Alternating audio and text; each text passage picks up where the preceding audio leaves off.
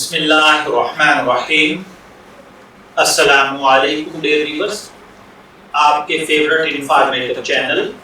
فرقان T V سے آپ کی خدمت میں حاضر ہیں۔ ہمارا آج کا ٹاپک ہے کہ کس پانی کے ساتھ وضو اور غسل کرنا درست ہے اور کس پانی سے وضو یا غسل کرنا درست نہیں ہے۔ نمبر 1، آسمان سے برسا ہوا پانی، ندی نالے، چشمے اور کنویں، تالاب اور دریاؤں کے پانی اور اسی طریقے سے گھروں کی ٹینکی، نلکا اور ٹوٹیوں کا پانی وضو اور غسل کرنے کے لیے بہترین اچھا ہے، خواہ یہ میٹھا ہو یا کھارا ہو۔ اسی طرح کسی پھل، درخت یا پتوں سے نچڑے ہوئے عرق سے وضو کرنا درست نہیں ہے۔ اسی طرح جو پانی تربوز سے نکلتا ہے یا گنے سے نکلتا ہے، ان سے بھی وضو اور غسل کرنا درست نہیں ہے۔ اسی طرح جس پانی میں کوئی چیز مل گئی ہو یا پانی میں کوئی چیز پکا لی گئی ہو اور ایسا ہو گیا کہ اب بول چال میں اس کو پانی نہیں کہتے بلکہ اس کا کچھ اور نام ہو گیا ہے، تو اسے وضو اور غسل جائز نہیں ہے۔ جیسے شربت، شیرہ، شوربہ، سرکہ، عرق اور گلاب کا سرکہ، گاؤزبان کا سرکہ یا گاؤزبان کا پانی وغیرہ، ان سے وضو نہیں ہوگا۔ اسی طرح جس پانی میں کوئی پاک چیز پڑ گئی اور پانی کا رنگ، مزہ یا بو ان میں فرق آ گیا، لیکن وہ چیز پانی میں پکائی نہیں گئی، نہ پانی کے پتلے ہونے میں کچھ فرق آیا، جیسا کہ بہتے ہوئے پانی میں کچھ ریت ملی ہوئی ہوتی ہے، یا پانی میں زعفران پڑ گیا ہو اور اس کا بہت خفیف سا رنگ آ گیا ہو، یا صابن پڑ گیا یا اس طرح کی کوئی اور چیز پڑ گئی، تو ان سب صورتوں میں وضو اور غسل درست ہوگا۔ اسی طرح اگر کوئی چیز پانی میں ڈال کر پکائی گئی، اس سے رنگ یا مزہ وغیرہ بدلا اور اس پانی سے وضو درست نہیں، البتہ اگر ایسی چیز لگائی گئی جس سے میل کچیل خوب صاف ہو جاتا ہو اور اس کے پکانے سے پانی گاڑھا نہ ہو، تو اس سے وضو درست ہے۔ جیسا کہ مردہ نہلانے کے لیے بیری کی پتیاں پکاتے ہیں، تو اس میں کچھ حرج نہیں، البتہ اگر اتنی زیادہ ڈال دیں کہ پانی گاڑھا ہو جائے تو اس سے وضو اور غسل درست نہیں ہوگا۔ اسی طرح کپڑے رکھنے کے لیے زعفران گھولا، کوئی پوڑیا گھولی، یا اسی طریقے سے جیسے کپڑوں کو دینے کے لیے نیل ڈال دیا جاتا ہے، تو اس پانی سے وضو درست نہیں ہے۔ اگر پانی میں دودھ مل گیا تو اگر دودھ کا رنگ اچھی طرح سے پانی میں آ گیا تو وضو درست نہیں، اگر دودھ بہت کم تھا کہ رنگ نہیں آیا تو وضو درست رہے گا۔ اسی طرح آپ کہیں جنگل میں ہیں، کہیں تھوڑا پانی ملا، تو جب تک اس کی نجاست کا یقین نہ ہو جائے تب تک اس سے وضو کریں، فقط اس فہم پر نہ چھوڑیں کہ شاید نجس ہو۔ اگر اس کے ہوتے ہوئے تیمم کریں گے تو تیمم نہیں ہوگا۔ کسی کنویں میں، اسی طریقے سے بڑی پانی کی ٹینکی میں درخت کے پتے گر جائیں اور پانی میں بدبو آنے لگے اور اس کا رنگ، ذائقہ اور مزہ جو ہے یہ چینج ہو جائے تو بھی اس سے وضو درست نہیں ہے، جب تک کہ پانی اس طرح پتلا باقی نہ ہو جیسے وہ بغیر مزاحمت کے بہتا ہے۔ جس پانی میں گندگی پڑ جائے اس سے وضو غسل کچھ بھی درست نہیں ہوتا، وہ نجاست تھوڑی ہو یا زیادہ۔ اگر بہتا ہوا پانی ہو تو نجاست کے پڑنے سے ناپاک نہیں ہوتا جب تک کہ اس کے رنگ یا مزے یا اس کی اسمیل کے اندر فرق نہ آ جائے، اور جب نجاست کی وجہ سے رنگ مزہ بدل جائے یا بو آنے لگے تو بہتا ہوا پانی بھی ناپاک سمجھا جائے گا، اس سے وضو درست نہیں۔ جو پانی گھاس، تنکے، پتے کو بہا لے جائے وہ بہتا پانی ہے، چاہے کتنا ہی آہستہ آہستہ بہتا ہو۔ اسی طرح کوئی بہت بڑا حوض ہو، جیسے تالاب ہو، کوئی جھیل ہو، یا اسی طریقے سے کوئی بڑی ٹینکی ہو جو 10 ہاتھ یعنی 15 فٹ لمبی اور 15 فٹ چوڑی ہو اور 15 فٹ گہری ہو، کہ اگر چلو سے پانی اٹھائیں تو زمین نظر نہ آتی ہو یا پانی بہ جاتا ہو، وہ سب بہتے ہوئے پانی کے مصداق سمجھے جاتے ہیں۔ ایسے حوض کو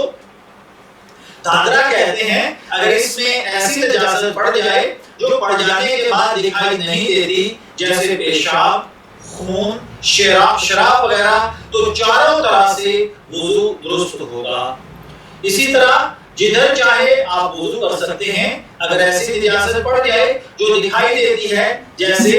مردہ کتا، تو جدھر پڑا ہوا ہے اس طرف وضو نہ کریں، اس کے سوا ہر طرف چاہیں آپ وضو کر سکتے ہیں۔ اسی طرح اگر 20 ہاتھ، یعنی یوں سمجھیے کہ اگر 20 ہاتھ لمبا اور 5 ہاتھ چوڑا، یا 25 ہاتھ لمبا اور 4 ہاتھ چوڑا ہو تو بھی وہ دادرہ کی ہی مثل ہے۔ اسی طرح کسی کی چھت پر نجاست پڑی ہے، اس پر بارش کا پانی برسا، پرنالا چلا، اگر آدھی یا زیادہ چھت ناپاک ہے تو وہ پانی نجس ہے، اگر چھت آدھی سے کم ناپاک ہے تو وہ پانی پاک ہے۔ اگر نجاست پرنالے کے پاس ہی ہو اور اتنی ہو کہ سب پانی سے مل کر آتا ہو تو وہ پانی نجس ہے۔ اگر پانی آہستہ آہستہ بہتا ہو تو بہت جلدی وضو نہ کریں تاکہ جو دھون ہے وہ نیچے گرے۔ اسی طریقے سے اگر آپ یہ دیکھتے ہیں کہ کوئی کافر لڑکا یا بچہ اپنا ہاتھ پانی میں ڈال دے تو پانی نجس نہیں ہوتا، البتہ اگر معلوم ہو جائے کہ اس کے ہاتھ میں کوئی گندگی لگی ہوئی تھی تو ناپاک ہو جائے گا۔ لیکن چونکہ چھوٹے بچے کا کچھ اعتبار نہیں، اس لیے جب تک کوئی اور پانی لے اس کے ہاتھ ڈالے ہوئے پانی سے وضو نہ کرنا بہتر ہے۔ اسی طرح جس پانی میں ایسی جاندار چیز بھر جائے جس کا بہتا ہوا خون نہیں ہوتا، یا باہر بھر کر پانی میں گر پڑے تو پانی نجس نہیں ہوتا، جیسے مچھر، مکھی، بھیڑ، بچھو،